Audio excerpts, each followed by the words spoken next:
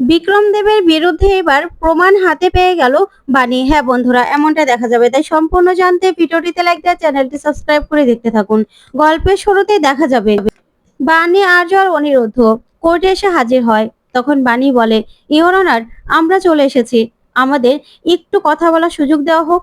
তখন তো সাথী সহ সবাই বাণী আর অনিরুদ্ধকে দেখে খুশি হয়ে যায়।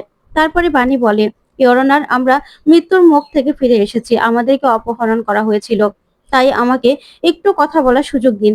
এই ভিতরেও নয়, কোর্টের বাইরেও অনেক ষড়যন্ত্র চলছে। তখন বিরোধী পক্ষের উকিল কি বলবে কিছু বুঝতে পারে না। তখনই বাণী বলে, প্লিজ ইওর অনার। তখনই দেখা যাবে বিরোধী পক্ষের উকিল বলে বলে ওঠে, ও, এখন নাটক সাজিয়েছেন তাই তো? অপহরণ করার নাটক সাজিয়েছেন? আপনাদের কথা শুনবে কেন কোর্ট? শুধু শুধু সময় নষ্ট। তখন অনিরুদ্ধ বলে, না, এখানে কোনো নাটক সাজানো হয়নি ইওর অনার, যা বলছে সত্যি বলছে। তখন মধুরা ম্যাম বলে, প্লিজ ইওর অনার, বাণীকে কিছু বলার সুযোগ দেওয়া হোক। তখনই দেখা যাবে বিরোধী পক্ষের উকিল বারবার বাধা দিলে অনিরুদ্ধ জজ সাহেবের কাছে একটা কাগজ জমা দেয় আর বলে, ইওর অনার, এখানে স্পষ্ট লেখা আছে যে ওরা নিজেরাই স্বীকার করেছে ওরা অপহরণ করেছিল। তখনই পুলিশ অফিসার বলে, হ্যাঁ ইওর অনার, আমরা ওই বালুর গুদাম থেকে কজন লোককে ধরেছি, তার মধ্যে একজন স্বীকার করেছে যে ওরা বাণী দেবী আর আর্যকে অপহরণ করেছিল। তখন দেখা যাবে তাপস সহ সবাই এই কথা শুনে চমকে যায়। তারপরে দেখা যাবে বিক্রম প্রচন্ড রেগে যায় আর মনে মনে বলে, এই বাণী বাণী বাণী, বাণী তো দেখছি আমার পুরো খেলা শেষ করে দেবে। তারপরে জজ সাহেব বাণীকে কথা বলার অনুমতি দিলেই মধুরা ম্যাম বলে, আমি বাণী চ্যাটার্জিকে কাঠগড়ায় ডাকার অনুমতি চাইছি। তখনই দেখা যাবে জজ সাহেব অনুমতি দিলেই মধুরা ম্যাম বাণীকে বলে, বাণী, আপনাদের সঙ্গে কি ঘটেছিল, আপনি তখন কোথায় ছিলেন? তখন বাণী সবটা খুলে বলে। ওইদিকে বিরোধী পক্ষের উকিল বারবার বাধা দেওয়ার চেষ্টা করে, কিন্তু জজ সাহেব কিছুই শোনে না। তখনই বাণী বলে, ইওর অনার, আমাকে আর আর্যকে অপহরণ করা হয়েছিল, বালুর গুদামে আমাদেরকে আটকে রাখা হয়েছিল, কারণ আমি অনেক কিছু জেনে গিয়েছিলাম। যেই জায়গা থেকে আমাদের টাকা পাওয়া গেছিল সেই প্লাস্টারটা নতুন করা ছিল ইওর অনার। তারপরে আরো অনেক কিছু আমি জেনে গিয়েছিলাম। আর্যকেও ওরা ফাঁসিয়েছে। তখনই দেখা যাবে মৌলি আর বিক্রম দেব প্রচন্ড ভয় পেয়ে যায়। তারপরে দেখা যাবে বাণী কোর্টে একটা প্রমাণ পেশ করে, যেখানে ওদের অফিসে সিকিউরিটি গার্ডকে বেঁধে তারপরে সব কাগজপত্র উলটপালট করা। তখন সেই সবকিছু দেখালেই কোর্ট বুঝে যায় যে এটা একটা ষড়যন্ত্র। আর বিরোধী পক্ষের উকিলও কিচ্ছু বলে না। তারপরে দেখা যাবে মধুরা ম্যাম আর্যকে কাঠগড়ায় ডাকে আর বলে, আচ্ছা আর্য, আপনার অভিযোগের ভিত্তিতেই কিন্তু এই মানুষগুলোকে এখানে আনা হয়েছে, আপনি অভিযোগটা কেন করেছিলেন? তখন আর্য বলে, আমি 2-3 সপ্তাহ হয়েছে অফিসে জয়েন করেছি, তারপর থেকেই নানান রকম গোলমাল আমার চোখে পড়ে। তখন এই নিয়েই আমি খুব ভয় পেয়ে গেছিলাম, ভেবেছিলাম যে আমি ফেঁসে যেতে পারি, কিন্তু এখানে আমি ব্যাংকের লোকদেরকে টাকা দেবো না সেটাও বলিনি, আর আমি নিজে বাঁচার জন্য পালাইনি। আমাকে মৌলি দিদি ভয় দেখিয়েছিল ঠিক আছে, কিন্তু আমাকে আরেকজন বুঝিয়েছিল এই অভিযোগটা করার জন্য। তখনই সবাই মিলে আর্যকে বলে, ভয় পেও না বলো। তখনই আর্য সবার সামনে দাঁড়িয়ে বলে, ওই বিক্রম দেব আমাকে বলেছিল এই অভিযোগটা করতে, আমার মাথার মধ্যে ভয় ঢুকিয়ে দিয়েছিল। তখন তো বিক্রম দেব পুরো চমকে যায়।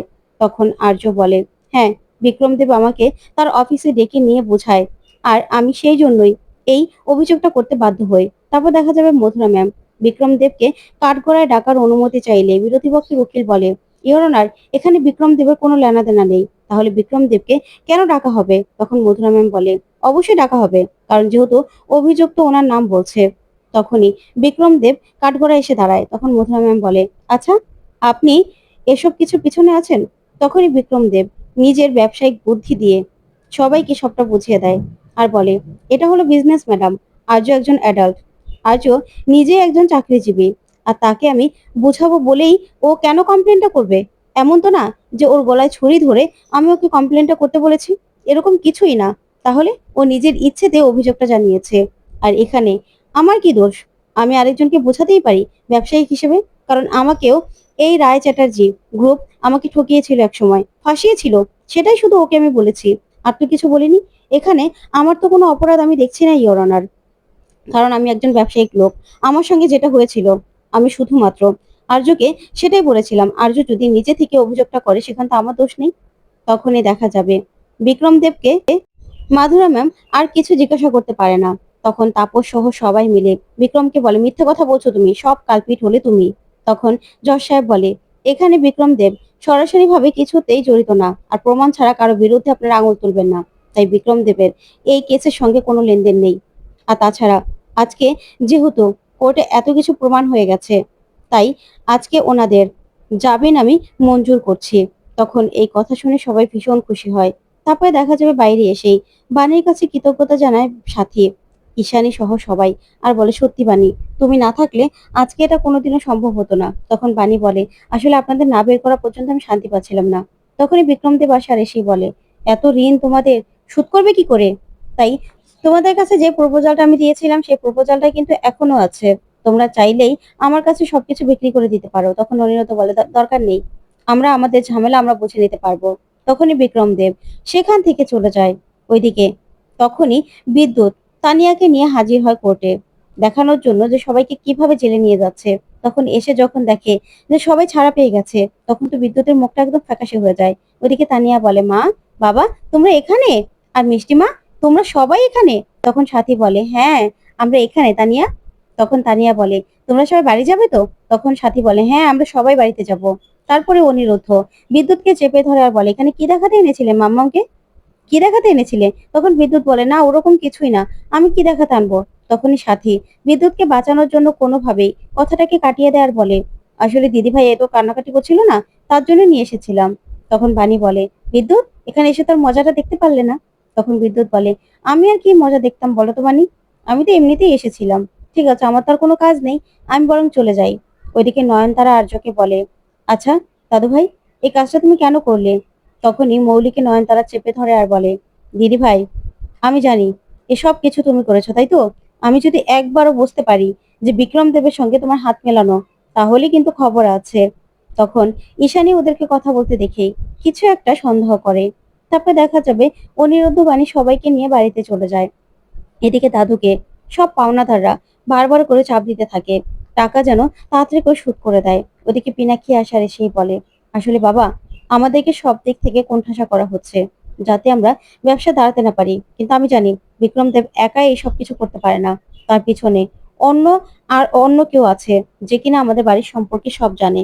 তখন সাথী বলে, কুয়াশাকে তো দেখলে? তখন ঈশানী বলে, না, কুয়াশা হতে পারে না, কারণ কুয়াশা শত্রু ঠিক আছে, কিন্তু ও তো বাড়ির ভিতরের খবর জানবে না, তার ভিতরে তো কেউ না কেউ আছে। তখন পিনাকি বলে, হ্যাঁ, ভিতরে কেউ একজন আছে, যে কিনা বিক্রম দেবকে হেল্প করছে।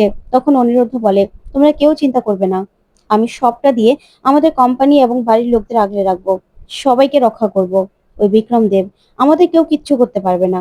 তখনই বাণী সবার জন্য রান্না করে নিয়ে আসে আর বলে, পেট খালি থাকলে তো কোনো প্ল্যানই হবে না, তাই তাড়াতাড়ি করে সবাই খেয়ে নাও।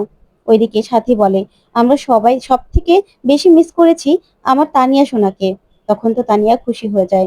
ওইদিকে বাণী বলে, আমাদের যে করি হোক, সবকিছু আবার আগের মতো করতে হবে, সবাই একসঙ্গে হাত মিলিয়ে। তখন পিনাক্ষী বলে, আজকে বাণী না থাকলে আমরা কিন্তু এই বেরিয়ে আসতে পারতাম না। তখন সাথী বলে, একদম ঠিক কথা বলেছো, বাণীর জন্যই আজকে আমরা বেরোতে পেরেছি। তখনই দাদু বলে, সত্যি, আজকে না আমি মন খুলে বলতে পারবো, সত্যি বাণী, তুমি ছাড়া আজকে আমরা বেরোতে পারতাম না, তুমি আমাদের জন্য যা করেছো তার জন্য সারা জীবন কৃতজ্ঞ থাকবো। তখন বাণী বলে, না না দাদু ভাই, এখানে কৃতজ্ঞ থাকার তো কিছু নেই। আমি যা করেছি আমার নিজের লোকদের জন্য করেছি, আর তাছাড়া নিজের লোকদের জন্য করব না, তাহলে কাদের জন্য করব? তখন নয়নতারা মনে মনে বলে, ব্যাস, শুরু হয়ে গেল বাণীর এই বাণী শুরু হয়ে গেল। ওইদিকে কুয়াশা লিপস্টিক দিচ্ছে।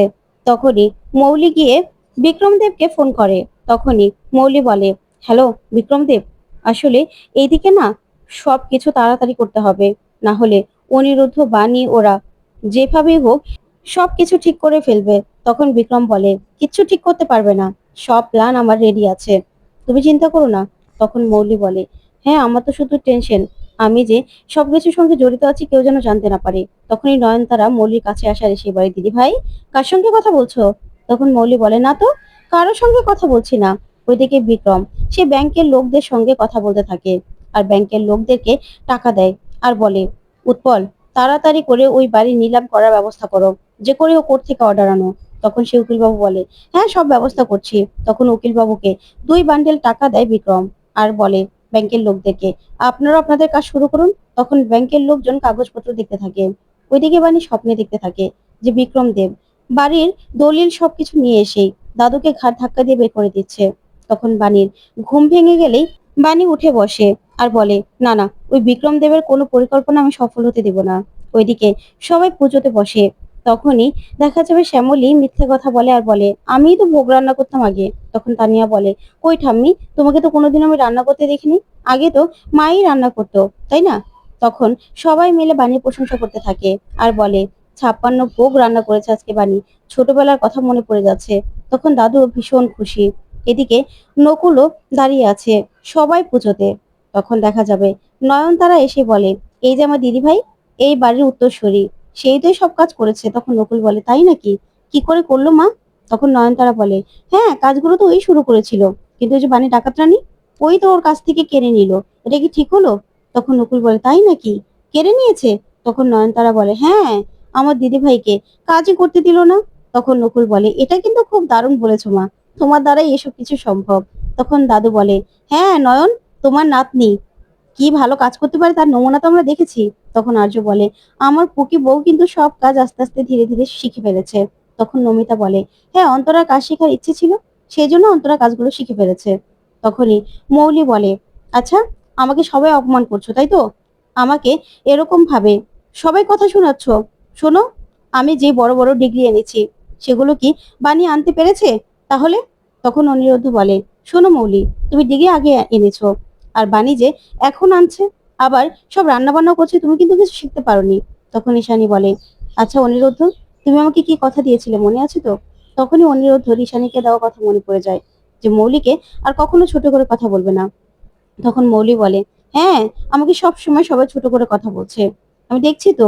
তারপরেই বাণীকে নিয়ে সবাই খুশি। তখন ঠাকুরমশাই বলে, বাণী মা, তুমিই বরং কাজগুলো করে দাও, তারপরে দেখা যাবে বাণী প্রমাণ হাতে পেয়ে যায় বিক্রম দেবের বিরুদ্ধে। তো বন্ধুরা, কেমন লাগলো আজকের আপডেট? কমেন্ট করে জানাতে ভুলবে না। ধন্যবাদ।